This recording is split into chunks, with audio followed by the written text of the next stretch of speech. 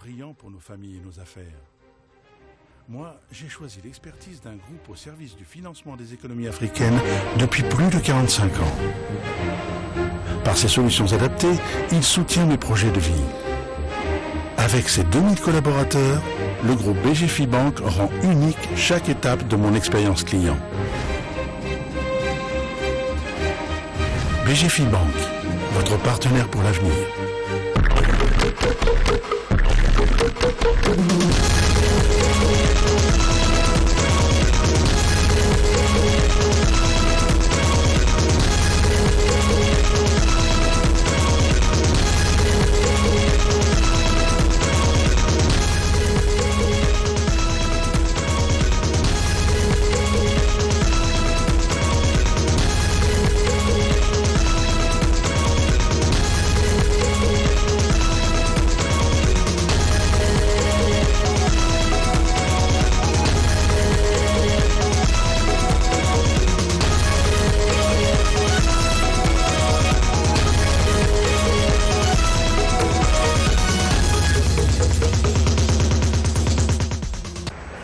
Le cap des troisième consultations électorales fixées en décembre prochain reste donc maintenu.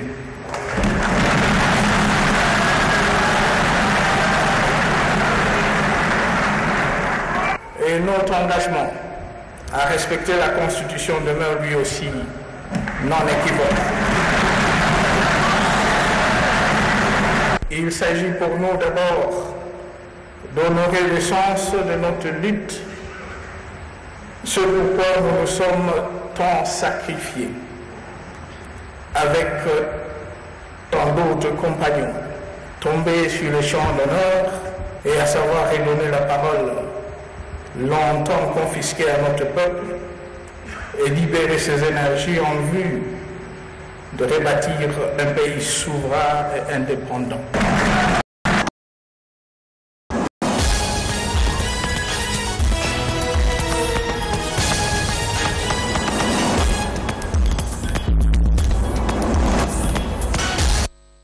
Nous sommes le mardi 27 novembre 2018. La campagne électorale bat son plein en République démocratique du Congo. Chaque candidat tente de convaincre le potentiel électeur et pendant ce temps, la Commission électorale nationale indépendante continue la formation des formateurs. Mesdames et messieurs, bonsoir et bienvenue aux 20h. Ouvrons ce journal par la Chambre haute du Parlement.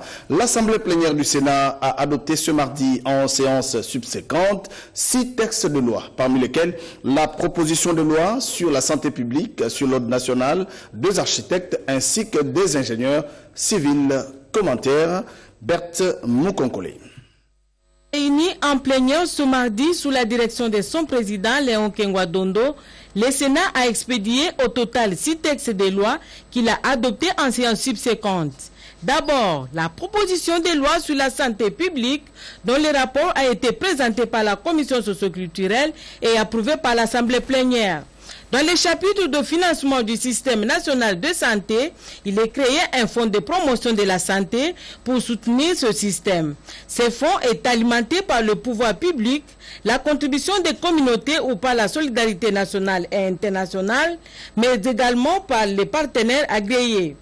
Il est également institué un fonds de solidarité de santé pour financer la couverture sanitaire universelle. D'autres textes adoptés sont en rapport avec le statut du personnel de l'ESU. Ce projet de loi a été adopté en version harmonisée par les 2 chambres. La proposition de loi sur l'ordre national des architectes a été aussi adoptée après harmonisation de vue par l'Assemblée nationale et le Sénat. Il en est de même pour la proposition de loi sur l'ordre des ingénieurs civils. Enfin, l'Assemblée plénière a adopté la proposition de loi modificative de la loi sur le secteur de l'électricité présentée par le rapporteur Moussendou. Une loi de ratification sur la charte africaine de valeurs et des principes de la décentralisation de la gouvernance locale et du développement local a été également adoptée. Quant à la loi sur les barreaux, les divergences ayant persisté, c'est la version de l'Assemblée nationale qui a prévalu. Nous allons nous rendre dans le Haut-Katanga. Après le Haut-Katanga et l'Ikassi, le candidat du Front commun pour le Congo, Emmanuel Ramazani Shadari, est présentement à Kolwezi, au stade de Kolwezi où il a fait le carton plein ce mardi 27 novembre 2018. Le candidat numéro 13 persiste et signe. La place des voleurs, c'est en prison une fois élu. En route vers Kolwezi, dans le Lualaba, le candidat du Front commun pour le Congo a séduit deux autres entités de la province du Haut-Katanga. Accompagné du coordonnateur national de cette plateforme, Nemi Mulanya Wilonja, Emmanuel Ramazani Shadari a été conduit par les coordonnateurs de sa campagne en province, Célestin Pandé-Kapopo, en premier lieu à l'Ikassi. La ville montagneuse a été séduite par le projet de société du numéro 13 sur la liste des candidats présidents de la République. L'accueil lui réservé en a été une preuve éloquente. Les montagnards se sont mobilisés au niveau du monument de la femme dans la commune de l'Ikassi. Le champion du FCC a présenté son programme avec en priorité l'éducation, l'emploi des jeunes et l'économie. Il a sollicité les suffrages de la population le 23 décembre prochain après avoir rendu hommage à Joseph Kabila Kabange, père de la démocratie RD congolaise.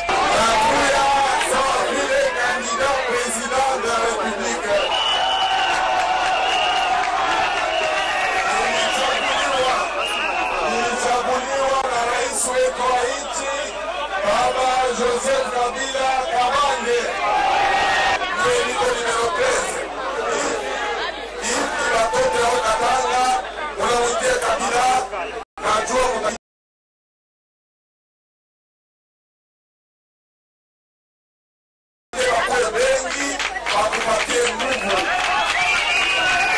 Poursuivant sa route, le dauphin de Joseph Kabila Kabange a vu son cortège arrêté au niveau du village Luambo dans les territoires des Kambov. Il a dû se plier à la volonté de la population et communier avec ces dernières.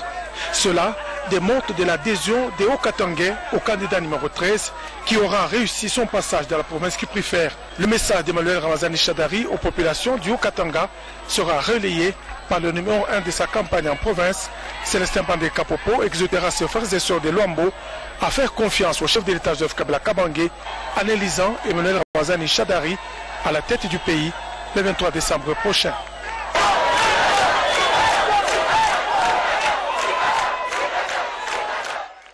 Nos reporters qui sont dans la suite du candidat numéro 13, Emmanuel Ramazani Shadari, nous proposerons demain l'étape de Kolwezi, mais nous vous rappelons que Emmanuel Ramazani Shadari a tenu un grand meeting cet après-midi au stade de Kolwezi. Je le disais, il a répété que la place des voleurs, c'est en prison une fois qu'il sera élu président de la République. Nous allons à présent prendre quelques nouvelles de Transvecom. Le vice-premier ministre, ministre de Transport et Voies des Communications, José Makila Soumanda, a échangé avec quelques notabilités des Sud-Bangui sur le processus électoral. Suivez. En ce jour de travail ecclésiastique dans la capitale congolaise, où ils ont pris une part active à la célébration eucharistique d'inauguration du ministère du nouvel archevêque métropolitain de Kinshasa, Monseigneur Fridolin Ambongo, la synergie des autorités politico-administratives de la province du Sud-Bangui, parmi lesquelles le maire de ville de Guémenaï de Zongo, les administrateurs des 4 territoires, les chefs de secteur et groupements à qui s'étaient joints les autorités coutumières et traditionnelles, ont échangé avec le vice-premier ministre, ministre des Transports et Communications, José Makila Soumanda, autour de la tenue de scrutins électoraux qu'ils veulent tous apaiser, libres et démocratiques dans cette partie du pays, gage du processus d'un développement durable et intégral de cette nouvelle entité territoriale congolaise. Les gens de M. Zali, dans le développement, un projet de société à Boka. Nous n'avons qu'un seul problème chez nous, celui lié au développement et différents projets de société pour la modernisation et la réhabilitation des infrastructures sociales de base.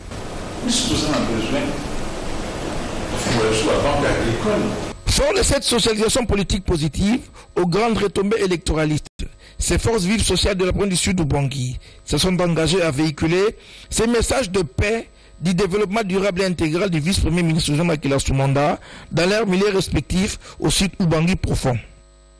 Le ministre Steve Mbikaï a échangé tour à tour avec les acteurs de son ministère. L'un après l'autre, le ministre a donné des orientations très claires à chacun. Commentaire signé Eddy Tchala.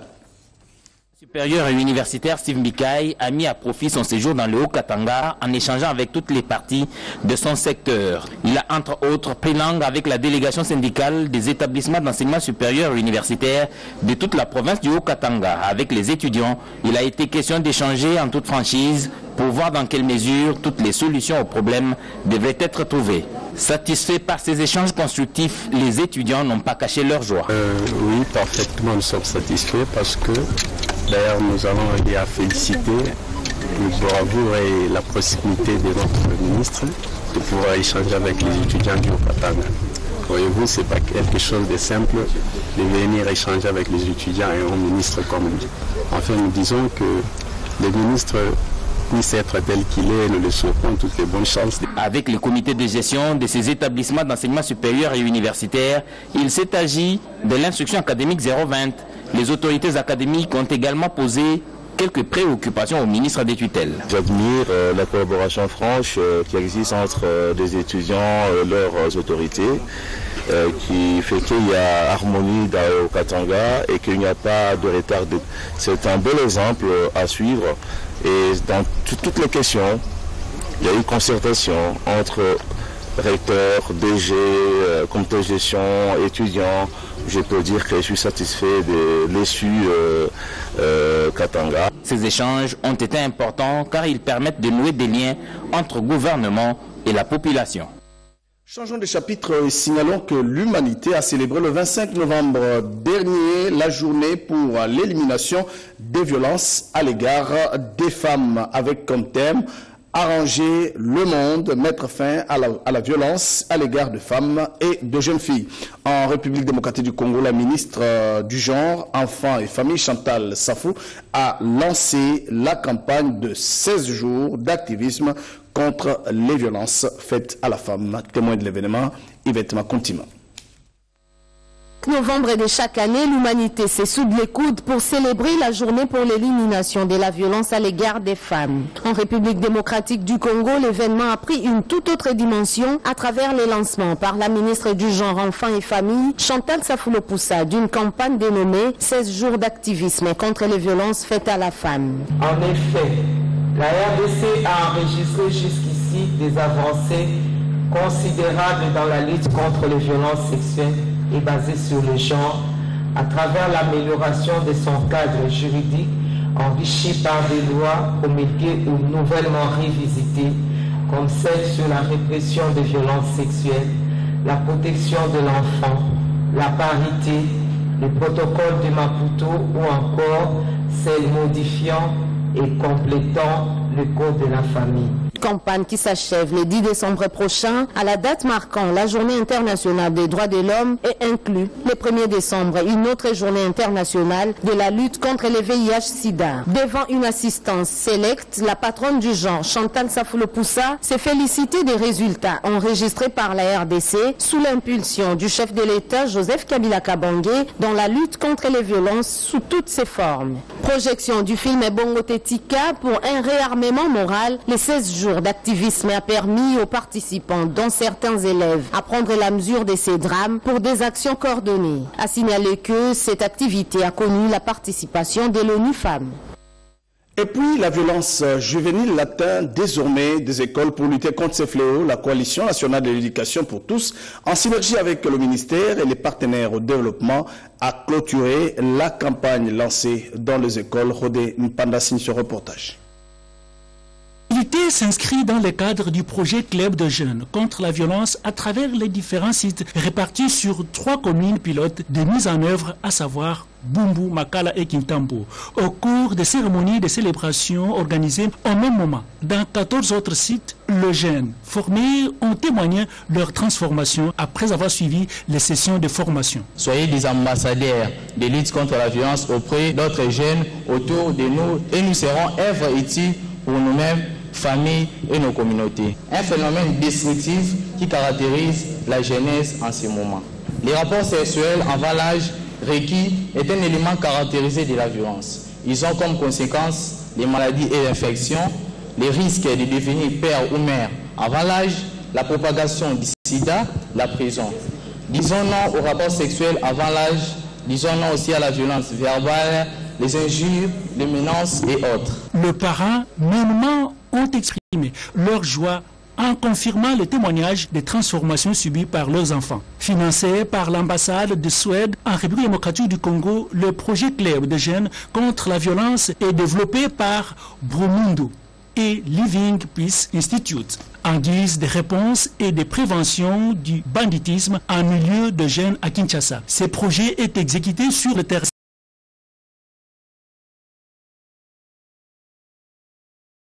et les régères. Tout à fait autre chose dans ce journal. L'autorité des régulations et des assurances ARCA, secteur porteur de croissance pour l'économie en République démocratique du Congo, a organisé ce mardi 27 novembre 2018 une conférence sur l'état d'avancement de la libération du secteur des assurances et sur la vision des stratégies à mettre en place pour la réussite de cette libéralisation. Le directeur général de l'ARCA était au micro de Toto Songo. Il y a plus de 3 ans que le chef de l'État, Joseph Kabila Kabange, a promulgué la loi portant libéralisation des assurances dans notre pays. Aujourd'hui, l'autorité de régulation et de contrôle des assurances ARCA a organisé une conférence débat avec tous les partenaires du secteur pour évaluer le niveau d'application de ces textes. Il ressort de cette rencontre que beaucoup de dossiers d'agrément sont en étude. C'est pour ça que nous avons voulu indiquer que dans l'analyse des dossiers, nous y mettons toute notre attention pour nous assurer que nous aurons des nouveaux acteurs qui vont venir sur le marché, mais qui soient des acteurs de qualité pour répondre aux besoins de notre économie, mais également aux besoins de nos populations, de bénéfices des services d'assurance. Et comme vous le savez, cette réforme est une réforme que le chef de l'État a regardée avec beaucoup d'attention. Et lorsqu'il a décidé de libéraliser ce secteur en 2015, c'était dans une vision très claire et très précise pour que ce secteur non seulement soit au bénéfice des Congolais, mais surtout puisse servir à notre économie. Il convient de noter que la réforme des assurances est l'une des grandes réformes économiques réalisées en République démocratique du Congo. On sait qu'elle est une source de revenus pour l'économie de la RDC. En organisant cette rencontre, l'ARCA tenait à intégrer dans ces secteurs des partenaires efficaces et de grande qualité. Il est encore à la recherche de l'électorat et des voix pour se représenter de nouveau à la députation nationale. C'est Tibassima qui a respecté le mot d'ordre pour battre campagne. Il est le candidat numéro 6. Commentaire, Annie Mbalaka. C'est une figure connue de l'Ituri, Muzewakazi, qui veut dire en français un vieux travailleur. Le député national Tibassima Mboge Moateni est arrivé à Bunia ce lundi 26 novembre 2018. Semaine où il prenait part à la session de septembre à l'Assemblée nationale. Devant les Ituriens venus de tous les coins, le candidat numéro 6 précise que pour sa plateforme FCC Ituri, la campagne électorale n'est pas encore lancée officiellement. Tibassima Mboge Moateni sollicite une fois de plus la confiance des Ituriens pour poursuivre avec cette lutte de propulser Ituri plus haut, la défendre sur l'échiquier tant national qu'international. À chaque chose, son temps, comme on dit. Mais comme vous le savez, je suis candidat de député national pour la ville de Bunia. Je porte le numéro 6.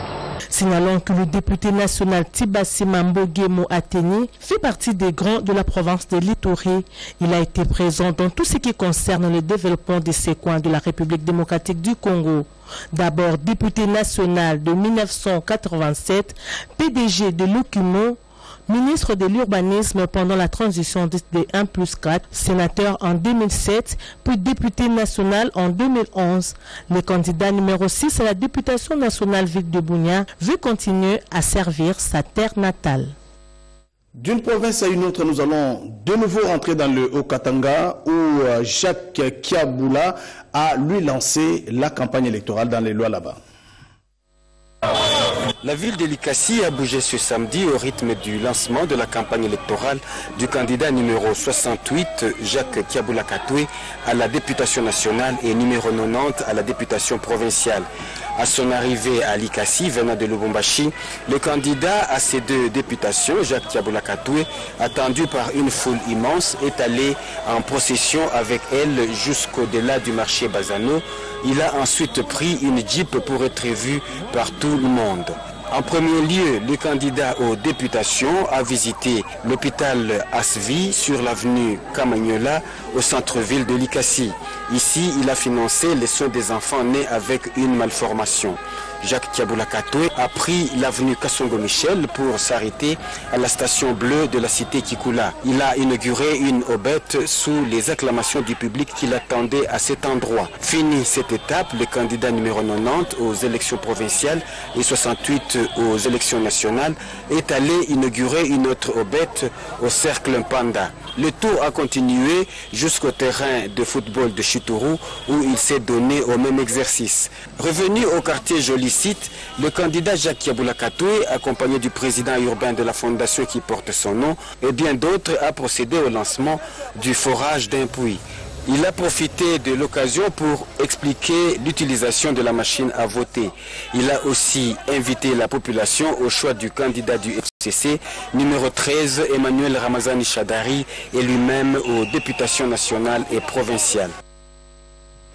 Un mot de la religion, la stabilité, la paix, les processus électoraux en RDC, des sujets au cœur de l'entretien entre le représentant de l'Union européenne, de l'Union africaine et les chefs spirituels de l'église kimbanguiste, son éminence, Simon Kimbangu Kiangani Ankamba, Teti Samba, signe ce reportage. Cette visite effectuée en Kamba, Nouvelle-Jérusalem, reste gravée dans la mémoire des ambassadeurs et représentants de l'Union européenne et de l'Union africaine résidant en République démocratique du Congo pour avoir rencontré le chef spirituel de l'église kimbanguiste, son éminence Simon Kimbangu Kiangani. Bart Ouvry et Abdou Abari ont échangé avec le représentant légal de l'église kimbanguiste sur des questions relatives à la stabilité et la paix, sans oublier le processus électoral en cours en République démocratique du Congo.